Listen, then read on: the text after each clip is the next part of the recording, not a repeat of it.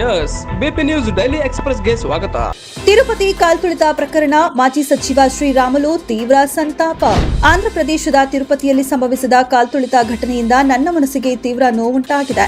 ಘಟನೆಯಲ್ಲಿ ಗಾಯಗೊಂಡವರು ಬೇಗ ಚೇತರಿಸಿಕೊಳ್ಳಲಿ ಎಂದು ಆ ವೆಂಕಟೇಶ್ವರ ಸ್ವಾಮಿಯಲ್ಲಿ ಪ್ರಾರ್ಥಿಸುತ್ತೇನೆ. ಸಂತ್ರಸ್ತರಿಗೆ ಆಂಧ್ರಪ್ರದೇಶ ಸರ್ಕಾರವು ಎಲ್ಲಾ ರೀತಿಯ ನೆರವು ನೀಡಲಿ ಎಂದು ಹೇಳಿದ್ದಾರೆ. ಜಾತಿ ಆದಾಯ ಪ್ರಮಾಣ ಪತ್ರ ಪಡೆದ ಹಕ್ಕಿ ಪಿಕ್ಕಿ ಸಮುದಾಯ. ಸಿರುಗುಪ್ಪ ಸಿರಿಗೇರಿ ಗ್ರಾಮದ ಜನತಾ ಕಾಲೋನಿಯಲ್ಲಿರುವ 4 ಕುಟುಂಬ ಹಕ್ಕಿ ಪಿಕ್ಕಿ ಸಮುದಾಯದವರಿಗೆ ಸುಮಾರು 50 ವರ್ಷಗಳಿಂದ ವಾಸವಾಗಿದ್ದು ಜಾತಿ ಮತ್ತು ಆದಾಯ ಪ್ರಮಾಣ ಪತ್ರ ದೊರಕಿದ್ದಿಲ್ಲ. ತಮ್ಮ ಮಕ್ಕಳಿಗೆ ವಿದ್ಯಾರ್ಥಿ ವೇತನ, ಪಡಿತರ ಚೀಟಿ, ಇತರ ಸೌಲಭ್ಯಗಳಿಂದ ವಂಚಿತರಾಗಿದ್ರು. ಈ ವಿಷಯ ತಿಳಿದ ಜಿಲ್ಲಾ ದಲಿತ ವಿದ್ಯಾರ್ಥಿ ಪರಿಷತ್ ಅಧ್ಯಕ್ಷರಾದ ಲಕ್ಷ್ಮಣ ಭಂಡಾರಿ ಮತ್ತು ಸಂಘಟನೆ ನಿರಂತರವಾಗಿ ಪರಿಶಿಷ್ಟ ವರ್ಗಗಳ ಅಧಿಕಾರಿಗಳಾದ ರಾಘವೇಂದ್ರ ವರ್ಮಾ ಭೇಟಿ ಮಾಡಿ ಅನೇಕ ಬಾರಿ ಮನವಿ ಸಲ್ಲಿಸಿದರು. 6 ತಿಂಗಳ ಹಿಂದೆಯೇ ತಹಶೀಲ್ದಾರ್ ವಿಶ್ವನಾಥ್ ಪರಿಶಿಷ್ಟ ವರ್ಗಗಳ ಅಧಿಕಾರಿಗಳಿಗೆ ಭೇಟಿ ಮಾಡಿ ಅಹವಾಲು ಸ್ವೀಕರಿಸಿದರು.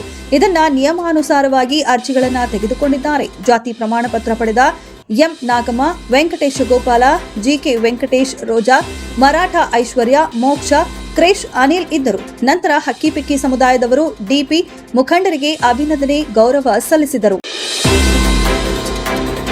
ತಿರುಪತಿಯಲ್ಲಿ ಕಾಲ್ತುಳಿತ, 6 ಮಂದಿ ಸಾವು, ಪ್ರತಿಯೊಬ್ಬರಿಗೆ 25 ಲಕ್ಷ ರೂಪಾಯಿ ಪರಿಹಾರ ಘೋಷಣೆ.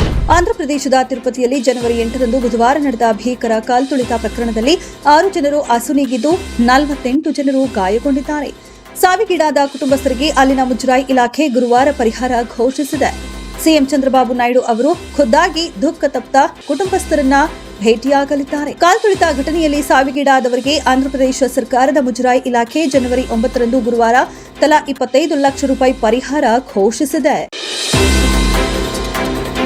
ಸಿರುಗುಪ್ಪದಲ್ಲಿ ವಿವಿಧ ಮಹನೀಯರ ಜಯಂತಿ ಆಚರಣೆ. ಪೂರ್ವಭಾವಿ ಸಭೆ ಗ್ರೇಡ್ 2 ತಹಶೀಲ್ದಾರ್ ಸತ್ಯಮ್ಮ.